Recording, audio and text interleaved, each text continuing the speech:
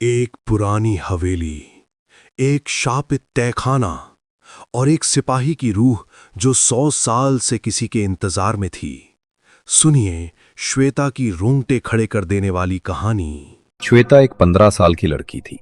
वो अपने माता पिता के साथ एक पुरानी हवेली जैसे घर में रहती थी, जिसके नीचे एक तहखाना था। श्वेता को तहखाने से बहुत डर लगता था। उनका घर घने जंगल के किनारे पर था। श्वेता 12वीं कक्षा की छात्रा थी। श्वेता की परीक्षाएं चल रही थी, इसलिए उसका कमरा बाकी घर से अलग और तहखाने के ठीक ऊपर था।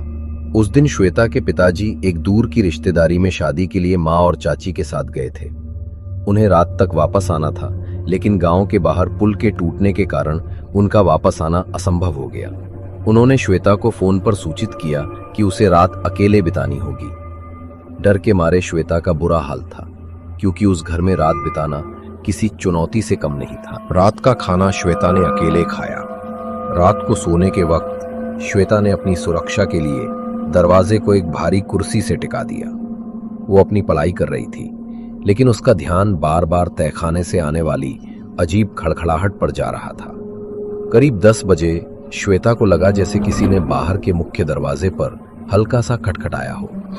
श्वेता ने हिम्मत करके आवाज दी, कौन है? कोई जवाब नहीं आया, लेकिन बाहर तूफान के बावजूद दरवाजे के नीचे से तेज ठंडी हवा का एक झोंका कमरे तक आया। श्वेता ने सोचा कि शायद हवा के कारण ऐसा हुआ होगा। वो फिर से पढ़ने बैठ गई, लेकिन तभी उसे टॉयलेट जाने की तीव्र इच्छा महसूस हुई। टॉयलेट घर से थोड़ा बाहर एक बरगद के पेड़ के पास था। श्वेता को पता था कि रात को वहां जाना कितना खतरनाक है। आखिरकार उसे जाना ही पड़ा। उसने टॉर्च ली और दरवाजे से कुर्सी हटाई और एक पल भी न रुकते हुए बाहर निकल गई। बाहर जोरदार तूफान चल रहा था और बिजली कड़क रही थी। श्वेता टॉर्च लेकर बरगद के पेड़ के पास पहुंची।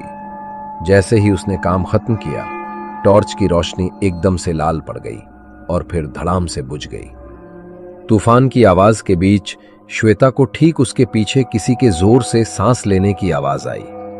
वो बेतहाशा चीखते हुए घर की तरफ भागी। वो लड़खड़ाती हुई कमरे में पहुंची, दरवाजा बंद किया और उसे फिर से कुर्सी से टिका दिया। उसने वापस मुड़कर देखा तो वो सन्न रह गई। उसके बिस्तर पर कोई चादर ओढ़कर लेटा हुआ था। श्वेता घबरा गई। ये कौन था? ये कहां से आया? चादर के नीचे वाला आकृति एकदम सीधी लेटी थी। श्वेता को लगा कि शायद उसके माता पिता वापस आ गए होंगे और चाची या माँ उसके कमरे में सो गई होंगी। उसने हिम्मत करके पूछा, माँ, कौन है? कोई जवाब नहीं आया। उसने डरते डरते चद्दर को हटाया, पर उसके अंदर कोई नहीं था। श्वेता काफी घबरा गई। फिर वो सोने चली गई। डरते डरते उसकी आंख लग गई। आधी रात के आसपास अचानक एक आवाज से श्वेता की आंख खुल गई। श्वेता को कमरे के अंदर से किसी के अजीब सी घूरती हुई हंसी की आवाज आने लगी। यह आवाज उसके कान के बिल्कुल पास से आ रही थी। श्वेता ने सोचा कि बाहर की आवाज होगी और खिड़की बंद कर ली। डर के मारे उसकी नींद भाग गई। वो बिस्तर में ही बैठ गई। श्वेता को बैठे बैठे ही उसकी आंख लग गई। कुछ देर बाद उसे महसूस हुआ जैसे किसी ने बर्फीले हाथ उसके सिर पर रख दिए हों। उसका सिर इतना भारी लगने लगा कि वो अपना सिर उठा नहीं पा रही थी। डर के मारे वो भागकर बाहर गई। उसे लगा कि बाहर के दरवाजे में कोई खड़ा है। आंखें पोंछने पर दरवाजे पर अब कोई नहीं था, लेकिन जमीन पर गीले खून से सने पैरों के निशान थे जो अंदर की तरफ जा रहे थे। तभी उसके पिताजी का फोन आया। पिताजी ने पूछा, तुम क्यों हंस रही थी? तुम्हारी आवाज फोन तक आ रही थी और वो बहुत कर्कश थी। श्वेता कुछ कह पाती इससे पहले फोन कट गया। उसने काफी कोशिश की, पर फोन दोबारा नहीं लग पाया। तभी उसे एक अजीब आवाज सुनाई दी, जो कि उसके कमरे से आ रही थी। श्वेता ने डरते हुए अपने कमरे में झांका। वो आकृति बिस्तर पर वापस आ चुकी थी। उसने डरकर देखा कि चादर के नीचे से एक हाथ बाहर था, जिसकी उंगलियों से खून टपक रहा था। श्वेता ने हिम्मत करके घर से बाहर जाने की कोशिश की। तभी उसे अपने गले पर एक दबाव महसूस हुआ। उसने आंखें खोली। वो आकृति अब उसके सामने खड़ी थी और उसके गले को कसकर दबा रही थी। आकृति के चेहरे पर खून के धब्बे थे। और उसने एक बूढ़े आदमी की कर्कश आवाज में कहा, तुम इस तहखाने पर क्यों बैठी हो? ये मेरा है। श्वेता की चीख निकल गई। उसने श्वेता को एक और उछाल दिया, जिससे श्वेता को काफी चोट लगी। श्वेता ने हिम्मत बटोरी और दरवाजा की तरफ भागी और उसके पिता से जा टकराई, जो कि श्वेता के फोन में अजीब व्यवहार के कारण जैसे तैसे घर लौट आए थे। श्वेता बेहोश हो गई। पिता ने वहां का नजारा देखा तो डर गया। फिर पिता ने श्वेता को होश में लाया। होश में आते ही श्वेता अजीब हरकत करने लगी। पिता समझ गए थे कि कुछ बहुत बुरा हुआ है, क्योंकि उन्होंने ध्यान दिया था कि तहखाने का दरवाजा खुला था। श्वेता के पिता शिवजी की भक्त थे। वे तुरंत मंदिर से भस्म ले आए और शिवजी का नाम लेकर श्वेता को छू कर देखा। श्वेता का शरीर बर्फ जैसा ठंडा हो चुका था। पिता ने श्वेता को कुर्सी पर बिठाकर कड़क आवाज में पूछा, कौन है तू जो इस तहखाने से निकली है?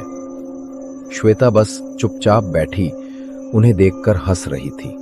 पिता पूजा घर से पवित्र भस्म लेकर आए और उसे आकृति के चेहरे पर छिड़कते हुए पूछा, सत्य बता। श्वेता ने अपनी आंखें खोली। वो काफी डरावनी लग रही थी। श्वेता ने ठंडी फुसफुसाहट के साथ जवाब दिया, मैं काल रात्रि हूं, इस तहखाने की रानी। इसने मेरे दरवाजे बरगद के पेड़ को छुआ और अब ये मेरी है। पिता ने अपनी शिवजी का जोरदार आवाहन किया।